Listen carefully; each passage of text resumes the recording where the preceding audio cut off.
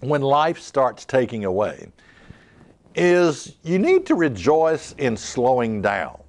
Now, I know this is hard to do, especially if you are highly productive. I always have been. And the hardest thing for me to do, now that I'm getting older, is to simply slow down. I feel guilty if I take a break during the day. I feel guilty if I take a nap during the day. Extremely. I think, what, the sun is shining, what am I doing? Why am I tired? So the third point is that you are going to slow down. You know, it reminds me of the time I went to the people that does our taxes for our company, and it was an elderly lady, and I was telling her, I said, look, I'm just wide open. I just can't slow down. I just can't seem to slow down, take a break, or anything like that. And she's like an 80-year-old woman. She just looked at me and said, you will one day slow down. When life starts taking away. Okay, so what we're talking about, rejoicing in slowing down. An Airbus 380 is on its way across the Atlantic. It flies constantly at 800 knots and at 30,000 feet when suddenly a Eurofighter with a tempo Mach 2 appears. The pilot of the fighter jet slows down, flies along the Airbus, and greets the pilot of the passenger plane by radio. Airbus, Boeing flight, isn't it? Now have a look here. He rolls his jet on its back, accelerates, breaks through the sound barrier, rises rapidly to a dizzying height, and then swoops down almost to sea level in a breathtaking dive. He loops back next to the Airbus and asks, well, how was that? Yeah, impressive. The Airbus pilot answered, well, very impressive, but watch this.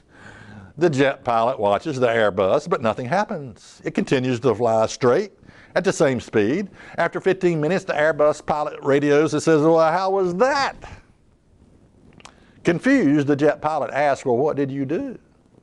The Airbus pilot answered and said, well, I got up, I stretched my legs, I walked back to the aircraft to use the washroom, then I got a cup of coffee and a chocolate fudge pastry.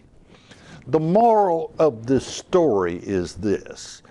When you're young, speed and adrenaline seems to be the great thing. But as you get older and wiser, you learn that comfort and peace are more important. This is called SOS. Don't ever forget this, okay? Okay, this is a part of when life starts taking away. SOS. Slower, older, and smarter. All right.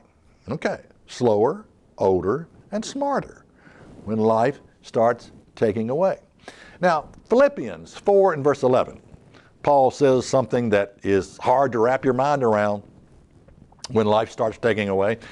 Not that I speak in respect of want, for I have learned in whatsoever state I am therewith to be content.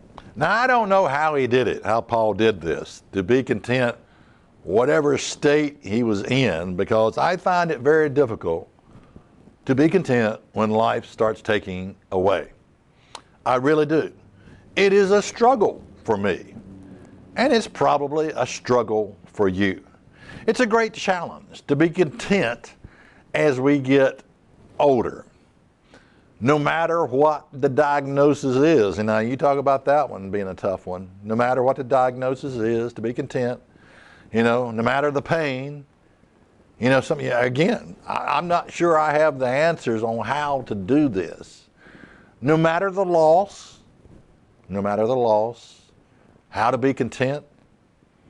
Man, I wish I had I wish I had a book on that, how to be content in your losses, how to be content in your pain, how to be content with your diagnosis, how to be content when you get old.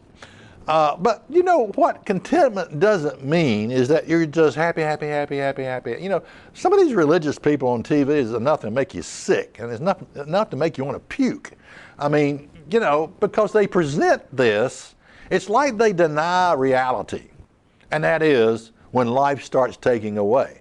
It's like they're in a mode of when life is always giving, and you can talk and rejoice and lift people up, make people feel good, but hey, if you're the one that's come to the point when life starts taking away, some of this religion just doesn't make a lot of sense.